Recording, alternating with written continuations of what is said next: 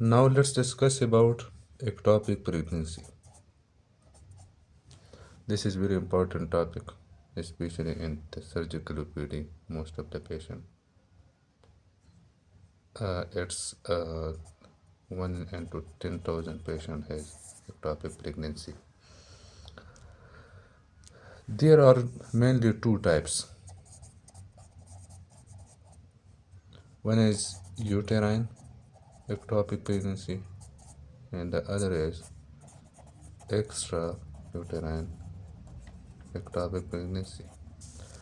The uterine ectopic pregnancy can be cervical, caesarean, scar, and trimural.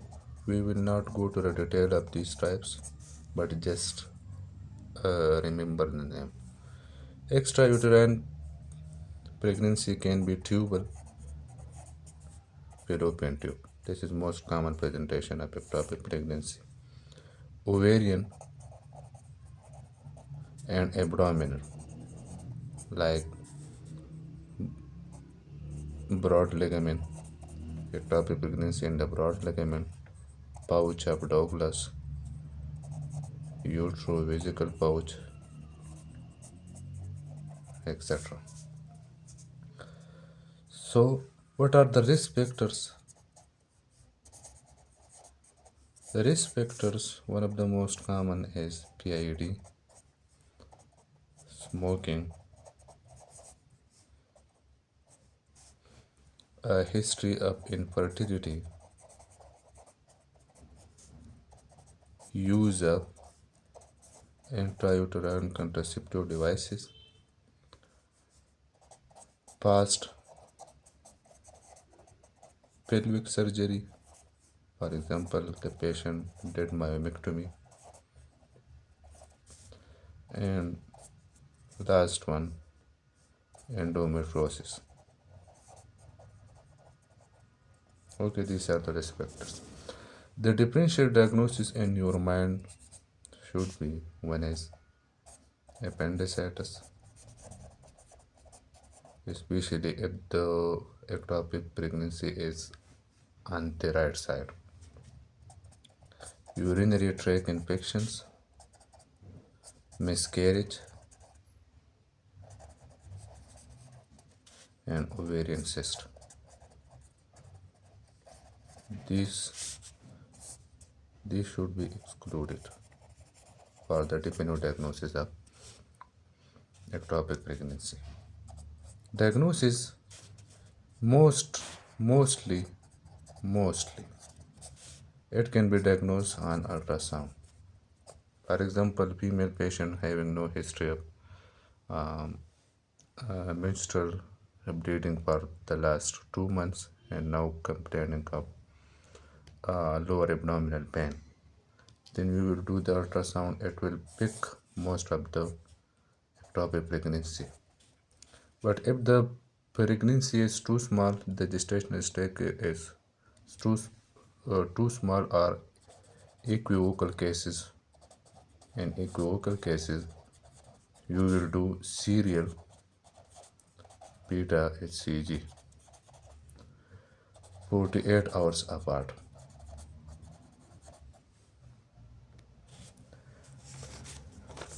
You did the HCG 48 hours apart. There can be three possibilities. One is, if there is increase by 63% or more, it means the pregnancy is viable intrauterine pregnancy, and did the proper ultrasound after 7 to 14 days. Okay, if there is decrease by 50%, it means this is failed pregnancy, and do urine pregnancy test after 14 days. But if the beta HCG is static, static means not increasing nor decreasing, or suboptimal increase or decrease means the increase is not more than 63% or the decrease is not by 50%. This shows us that the patient has ectopic pregnancy. Okay. Now let's come to the management. This is very important. The management of ectopic pregnancy. There are three options: expectant management.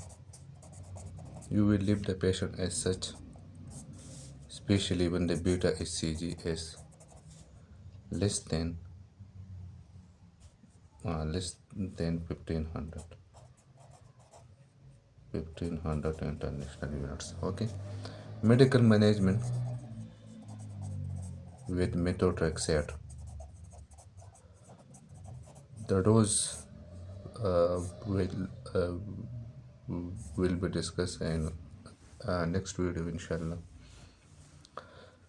Uh, Medical management with methotrexate, when this will be given to the patient when the beta HCG is between 1500 to 5000, okay,